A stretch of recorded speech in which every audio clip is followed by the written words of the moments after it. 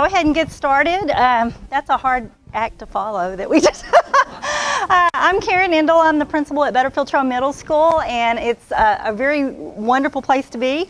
And we are not a school of innovation. We are a school that meets compliance, but we're doing innovative things. And we're not to the level of our speaker that we just heard. There's a lot of similarities, a lot of things that we're doing, and we appreciate you being here today and getting to share with you. With me today we have a team. This is Kelly Jackson. She's one of our 7th grade teachers. She's a check off the list kind of person, and so she's somebody that just dives in there and goes out there, but it's not her comfort zone at all, but she's doing great with it. This is Ashley Gillespie, and she's one of our 8th grade teachers, and she's more like that penguin. She'll get going and go out there with that. And then this is Deborah West, and she's kind of a cross between, and she's our curriculum coach, and so that's just a little bit of our team here today, and they're in our lead team along with several others. So we appreciate this opportunity to share with you, and we're going to talk about how we ignite a passion for learning in our school, and we design engaging learning experiences, and our whole goal is to transform student learning. We want our kids to want to be at school. And so here's a little bit about Butterfield. I'll let you read our demographics. We're in Van Buren, Arkansas, across the river from Fort Smith on I-40. But why do we come to school every day? Well, we're there to make the difference. That's what we talk about all the time. That's what we're there for. And how we're going to do that, igniting a passion for learning. We want kids to want to be there, and we want teachers to want to be there, because that's a whole big key to that. And what we're trying to do, because we're a middle school, and any school should be doing this as well, in our opinion, but we want kids to become leaders of their own learning. We want them to be able to do the things where they're going to be successful as they move forward. So that's a little bit about our demographics. We believe in the whole child, and that's a big focus where they're healthy, safe, engaged, supported, and challenged. And then we take a model that we kind of pattern a lot of our work after, and it's EL education, which is expeditionary learning model. And we take that, but any kind of model that you find out there, you've got to tailor it to fit you, your kids, your culture, your teachers. And so this is what we do as we move forward in our school. This is a big piece of what we do as well. We do habits of work and learning. Our business community told us that these are the things, respect, responsibility, perseverance, that kids going out in the workplace, they just don't have these things. Showing up on time, attendance, all of those different kinds of things. So we use this school-wide, and we have a rubric for it. We borrowed it from King Middle School in Portland, Maine, and we tried it on for size in our school, and it fit very well. And we're pointers. So can you howl like a pointer? I think, Kelly, you kind of came up with that. And that's what we use. And so our kids are always talking about their howls to their teachers and everyone else. So we want to tell you what a learning expedition is. And I have a definition here. But it comes from this book called Leaders of Their Own Learning, which is put out by EL Education by Ron Berger. If you've never heard of him, it's wonderful. And I would highly recommend that. Learning expeditions are interdisciplinary studies led by a teaching team. They're based on state standards, so we're not ignoring our standards, and they're aligned with our local curriculum maps, and they're focused on the essential content and skills. Each learning expedition includes guiding questions, kickoff experiences, case studies, projects, lessons, fieldwork, experts, service learning, and a culminating event at the end. So it's project-based learning, but it just has lots of different components, and so that's kind of our guide as we go forward. So what I'm going to do is just kind of give you an overview of a few of our learning expeditions from last school year. And this was the 6th grade one. And part of how I judge igniting a passion for learning is body language. And when I see kids engaged and they're not looking to see how much longer they have to be there and all of those things, we took our kids out to Lake Fort Smith. In this one, they created a booklet together. They were into it. I don't know if you can see, but the shirts, we all have shirts that say igniting a passion for learning, and the kids wear them all the time. Then we bring in people from the community into our school, and a lot of hands-on, and the kids, you can just see on their face, you can see, are we igniting a passion for learning? This is an 8th grade unit, and we have 2 teams, challengers and adventurers, and so they did some things together and then kind of split off. We're very lucky because we have a cemetery just up the road from our school. Perfect place. You don't have to take kids all across town. It's just right there. And then we had some expert speakers come in and talk to them about Civil War monuments and different things like that. Then the kids all have a presentation, something that they do and they present to the community. And again, they were so engaged. In fact, if you ever do something like this, they'll say, come hear me, come hear me. We want you to hear me, because they're so prepared and they're so into it.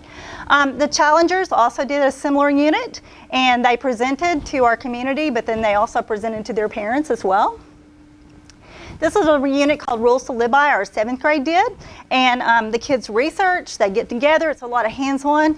It's with technology, but it's also, it's not an either or, it's an and both. And that's what we're doing across our school. And again, very, very much engaged, bringing in community people. Even our superintendent, Dr. Jeff Cote there, his rule to live by is to stay positive. And I really thought that was really good. But then our teachers put their rules to live by out in the hall, and we're very much engaged with that. So that's just a little bit of overview. And now we're going to take you through our steps that we use. It's a 6-step process that we use for planning, and it takes a lot of planning and planning several times with it. And we borrowed this from King Middle School, but then we've tweaked it to make it our own. And we're going to take you through a unit called Is Freedom Ever Free and talk about those 6 steps. So with that said, let's see. Kelly, are you next? Sorry about this. We anticipate this. Teachers always monitor and adjust. And so Kelly is going to speak here. There you go.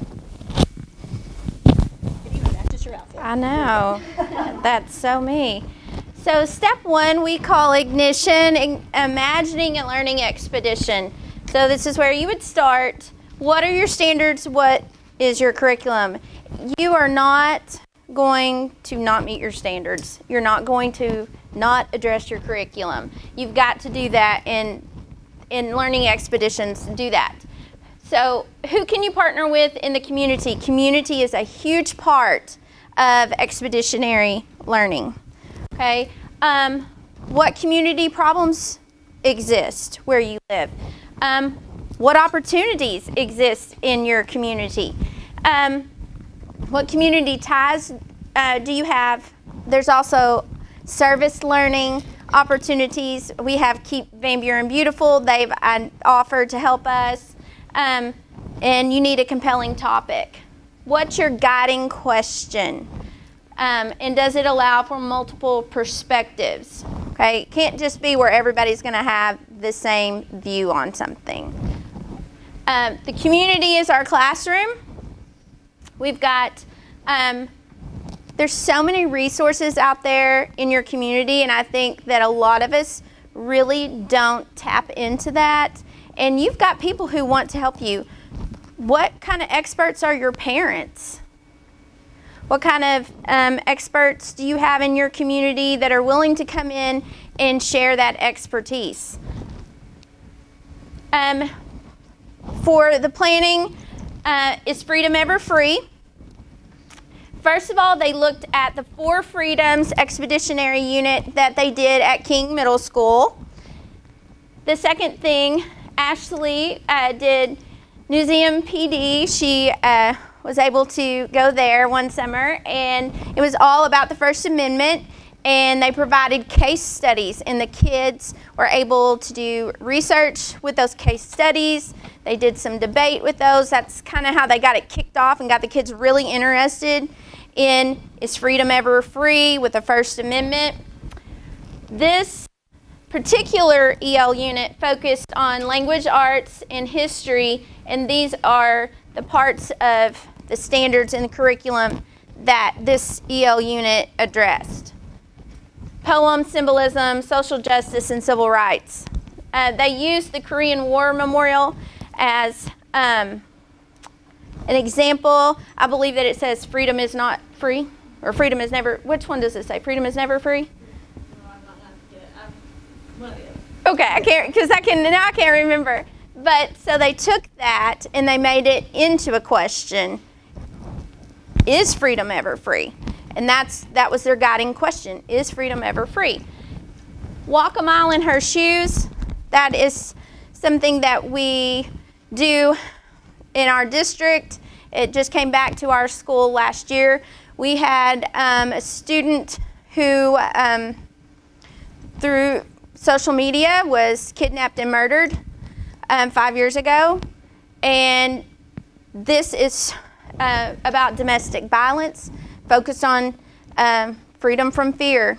And we had some kids who that was their focus, freedom from fear.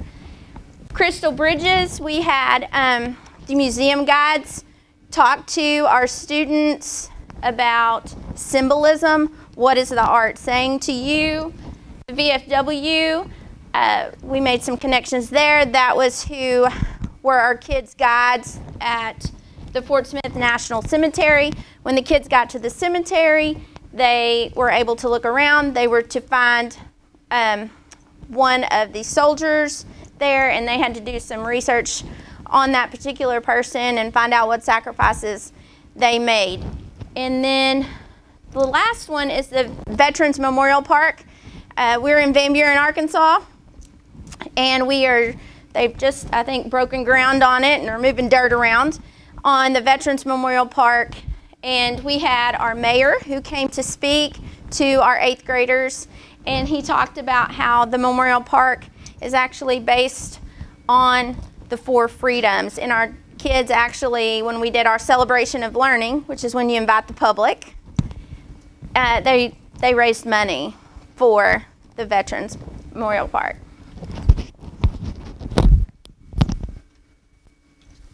Trade off. Trade off. There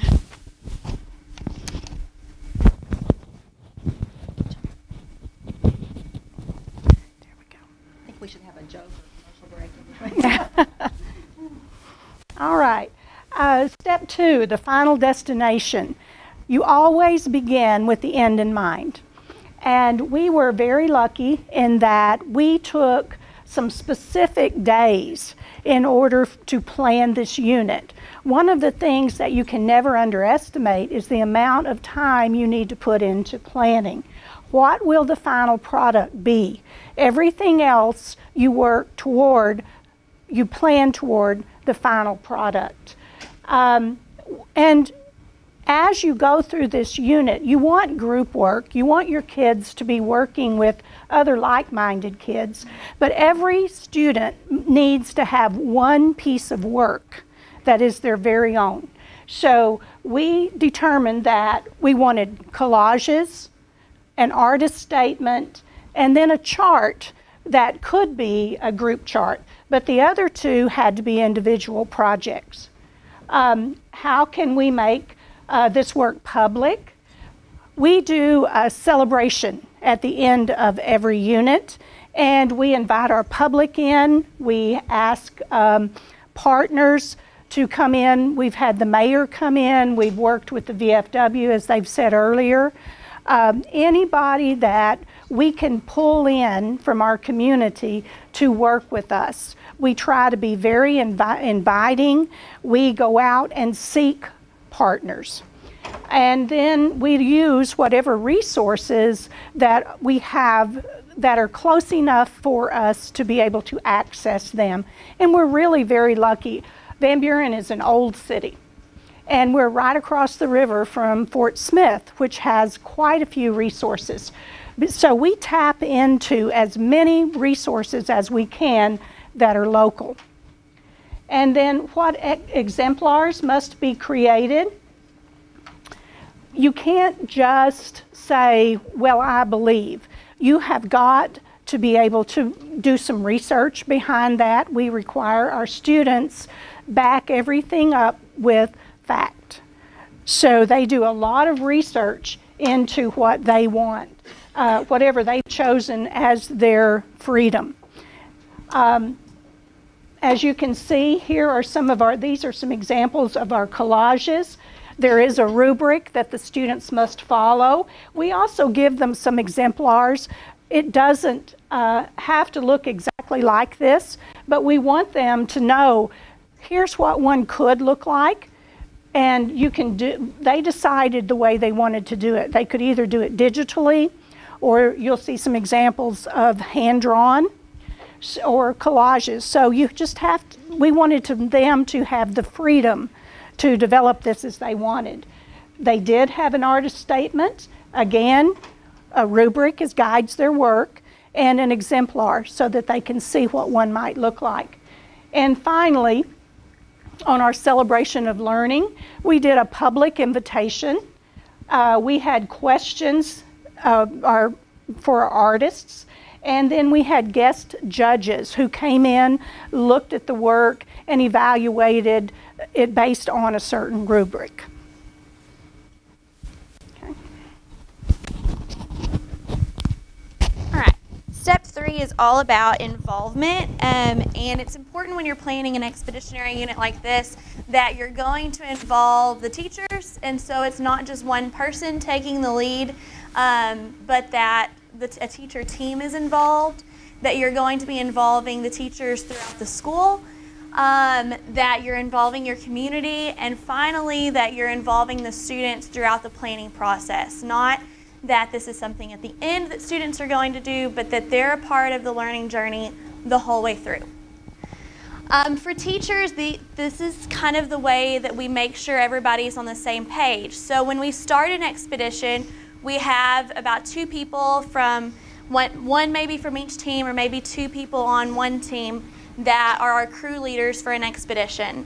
And then we share the learning with everyone else on our team of teachers through these shared documents. So it's important to have a shared calendar and other planning documents.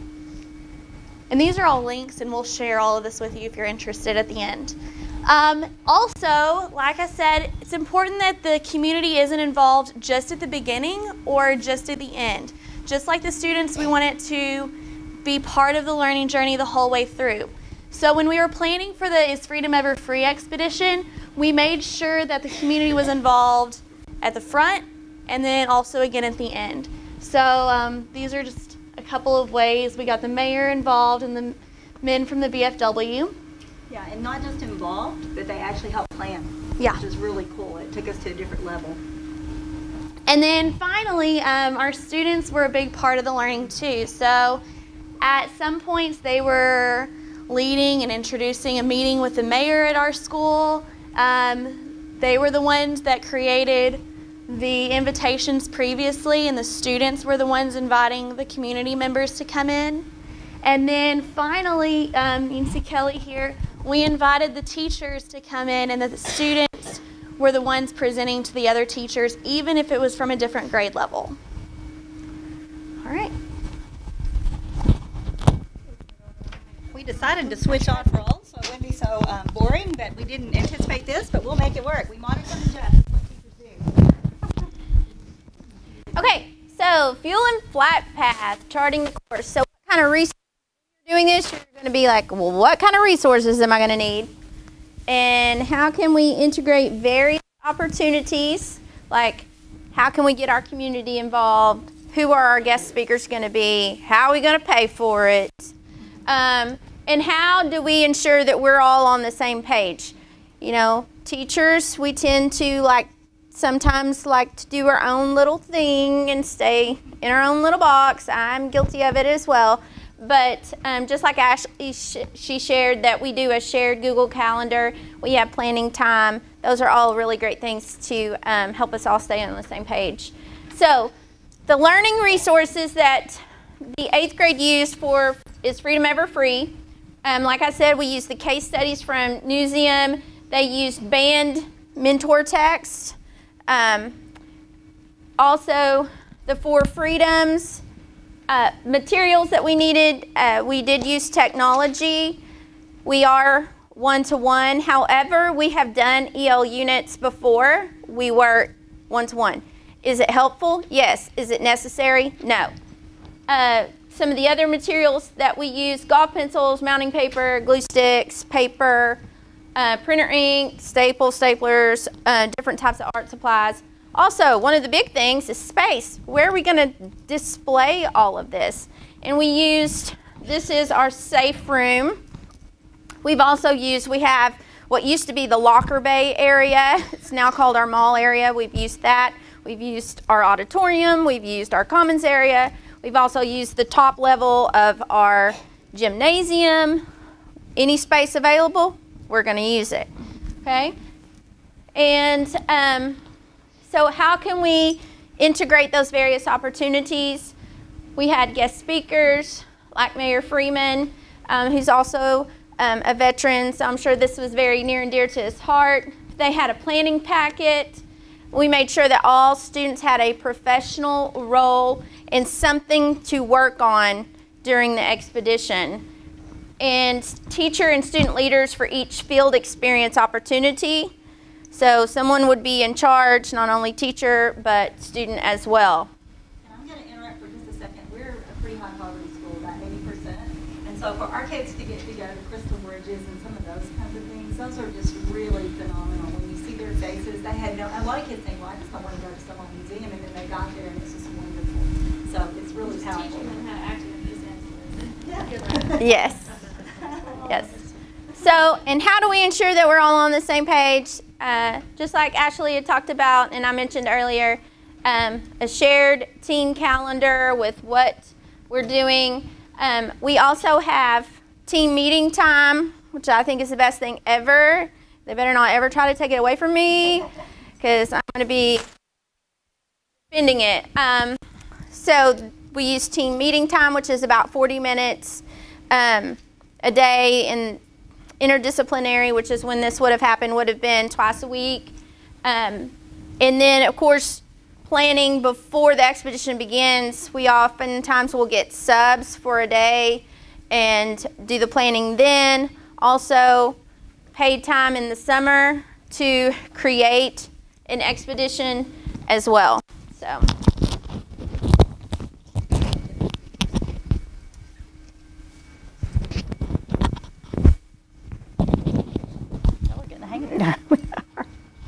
All right, step 5. This is where we launch. And as we launch, we get all the kids together and we do various types of launch to get them all excited and all revved up, because we want them to know the why of this unit. Why are we doing this? Why are we willing to spend the time that it takes and the work that's involved in order to do this? So we get them excited, we get them going. This has to be very engaging. It has to be something that the kids buy into. If they aren't going to buy into this, if this isn't a very high interest expedition, you're not going to get very good results. And so we make sure that when we do the launch, we do something that's very, very exciting to these kids. The learning, we do peer critique. And it's important that we teach our kids how to look at another's piece of work and be honest, but be kind and be helpful. It's important that our kids learn how to not only critique their own work, but also to see how someone else might have done it differently, might have done it a little bit better, and so they can grow from that work. Also, we aren't satisfied with the very first piece of work. These kids do multiple drafts, and whenever you see the beginning of the work and then you see the final piece, it's miraculous almost, with the differences that you can see as we guide them to get it just a little bit better each time. And then finally, relevancy. Each unit we do has to have some kind of tie to the community, something that will benefit our community. So we make sure that whatever we're doing, whenever we invite our public in, that they can see the relevancy to this whole project. So we want, if you see this Freedom is Ever Free, we let them choose which of the freedoms they wanted, and then some of them did a video, some of them did collages and different things, but we wanted to make sure that this was their project. They were comfortable with it. We had also given an assessment that matched the ACT Aspire.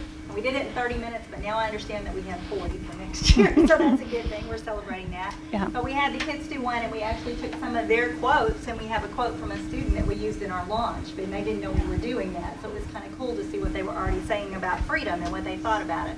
Yeah. Okay. As you can see, there are very different ways that some of our kids chose to present their project. We gave them some parameters, but then we let them go. We let them express themselves in whatever best way that they felt. I think this is analysis of a case study along the way. Right, and you're going to see there's Chromebooks, but there's also hands-on. It's not an either or. It's both together. Yeah. Here you see some of our displays. You see this is another one of our teachers here that's talking to our students. Our students want to talk to you about their work. That's what you keep hearing over and over and over again. Come, let me talk. Come over here. Let me show you my work. They're so excited about what they've done and so eager to share it with you.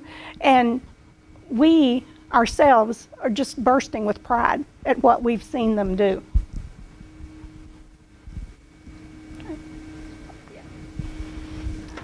Yeah, and while they're switching the microphones, I will say, every time we've done the teachers are always, when we reflect at the end, they're always saying, wow, I didn't know that kid could do that. Or I was so surprised at how that person stepped up. Or because we did learning in a different way for that child, they really shone. It was something really great for them.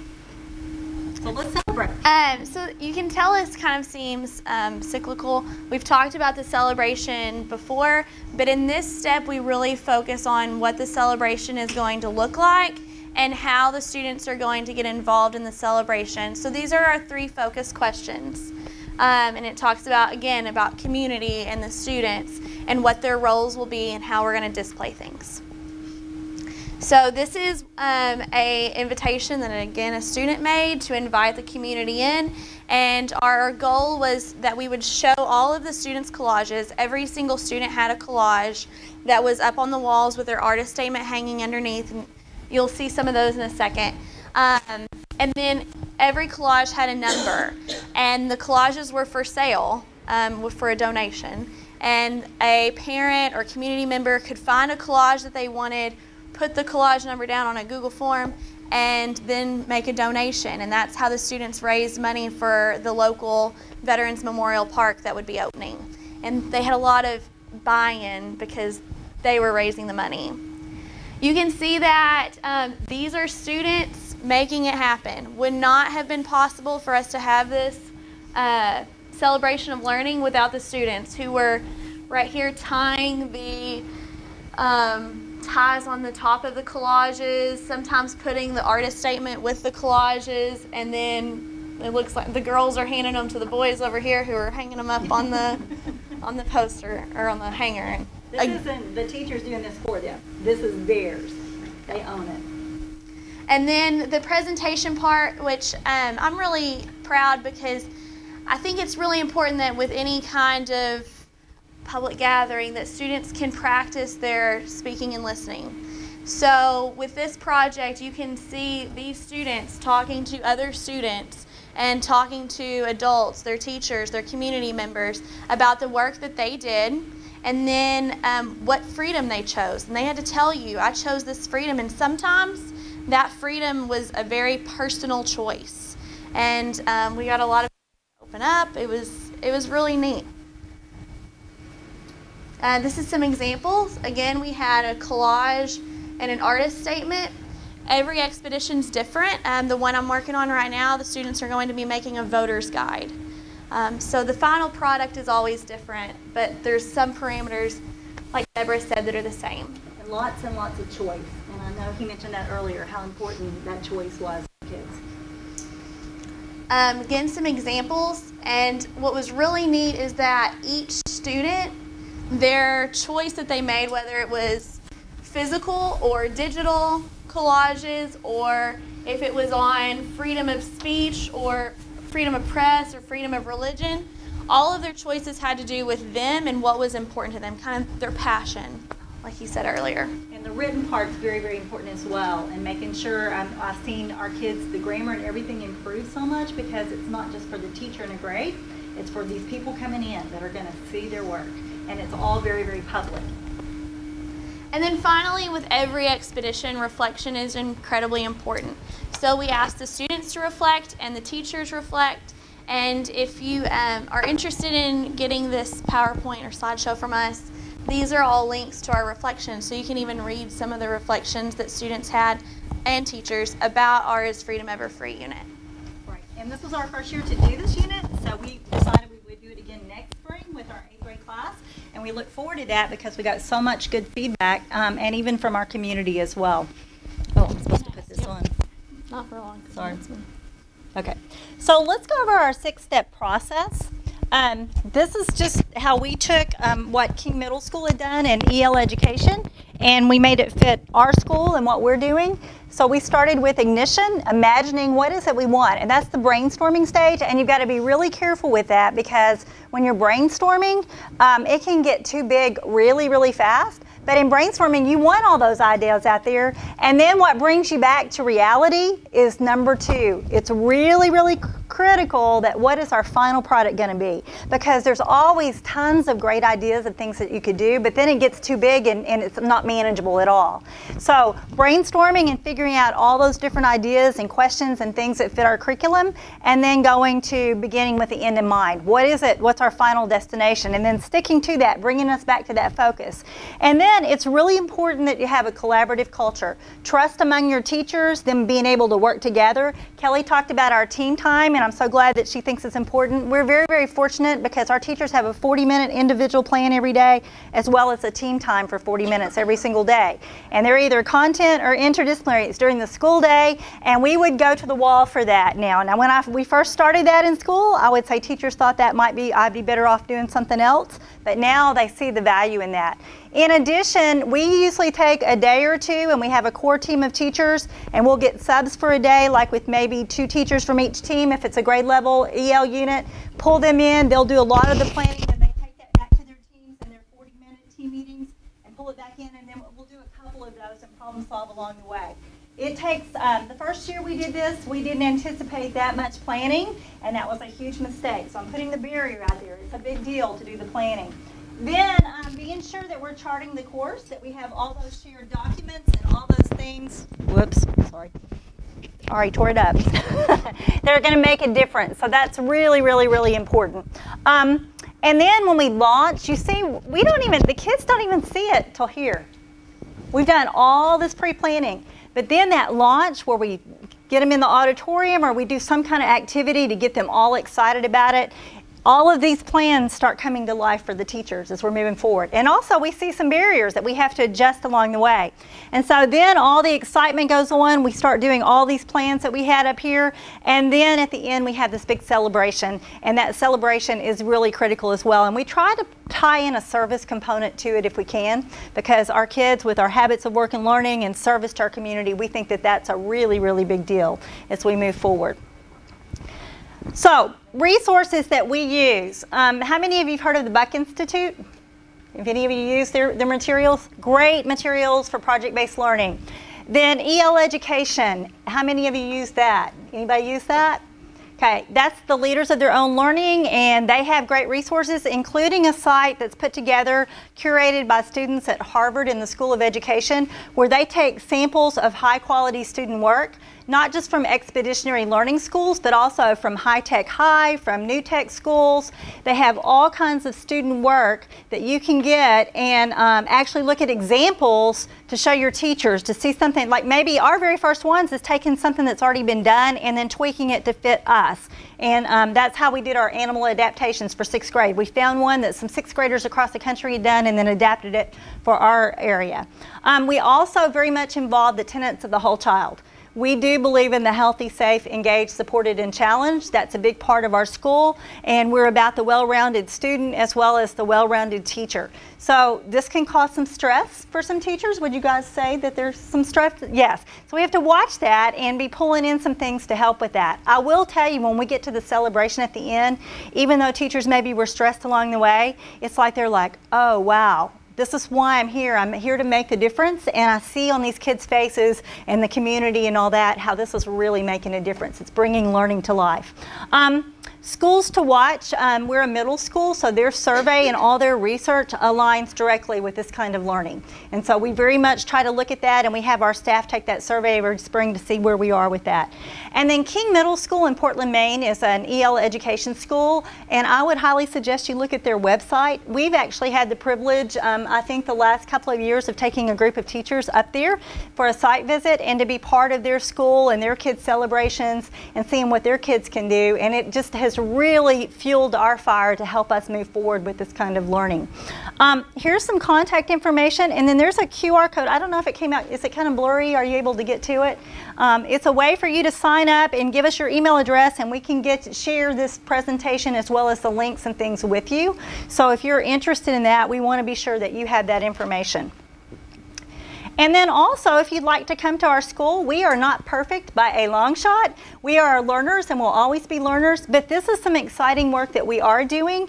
Again, we're not a school of innovation officially. We haven't gone through that process, but we're trying to take a school that follows compliance and does all the ADE requirements and the federal requirements, but within that, be able to do some innovative things for our kids, because that's what we're there for, and we think that that's really, really critical.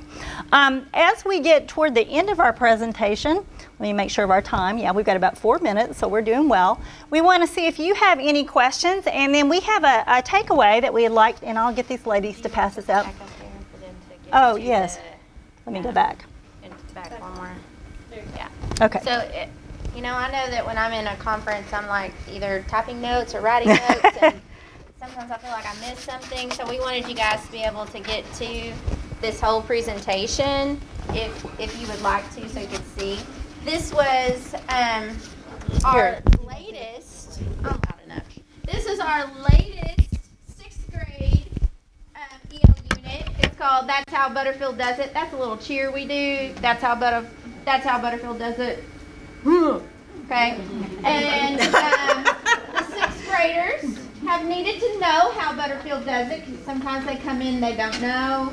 You guys all know what I'm talking about, don't you? And so they did some research and came up with these. So we've got little handouts for you guys to take away. And you can our 5th grade comes from 6 elementary schools, and when they come into our middle schools, they are coming new to grading, new to all kinds of things that are totally different. So each one of these was created by students, and they just completed this last week. And we decided, you know what, we're going to have our kids research and learn about how Butterfield does it. They interviewed the principal, the nurse, the counselor, everybody across the school, the cafeteria ladies, and they researched and learned, and each class put together, and the kids did this on a shared Google Doc, different things, important people, the culture, the schedule, and this was the final product that they gave to their families as the families came. And what I'm going to do, and I have just a very brief overview of this, because we just did this last Tuesday, and we haven't even reflected on it yet, but let me see if I can pull it up. Yeah, that's how Butterfield does it. Wow. Let me start over. Okay. Stop. we have it in the background. Like, does anybody else see this? Lower volume. Yeah, I'm going to have to, I don't know where that volume came from. He came in the door, and there we go. There we go. So I don't blow everybody out of the room. Okay. This was just kind of an overview, and it doesn't have to be something like super big that's impossible to do. Is that better? Yeah. Okay.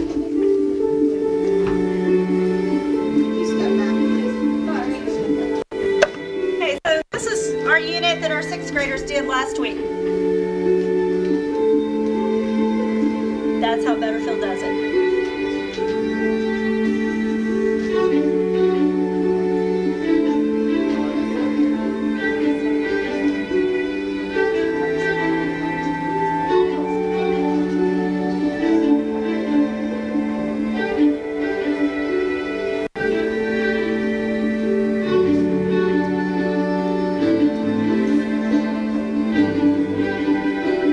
There's Deborah. Stephen's going to.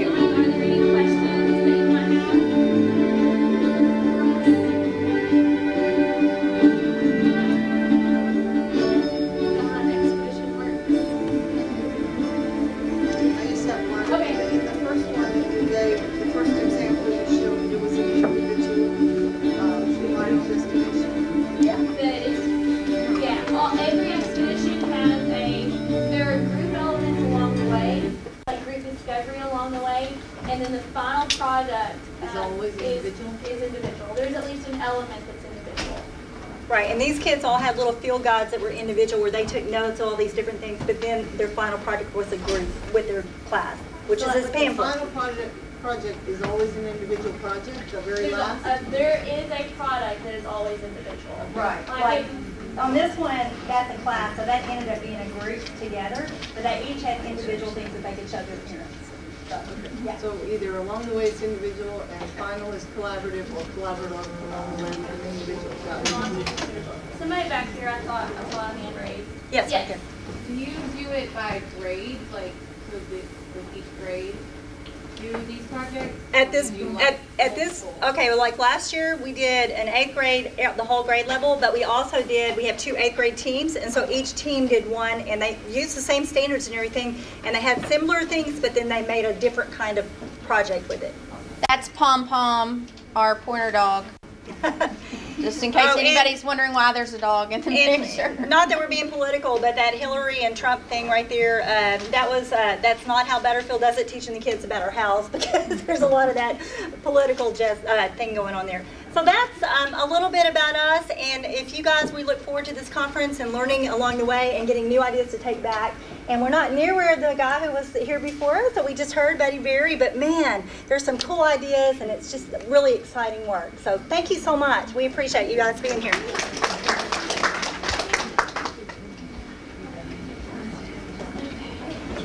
Okay.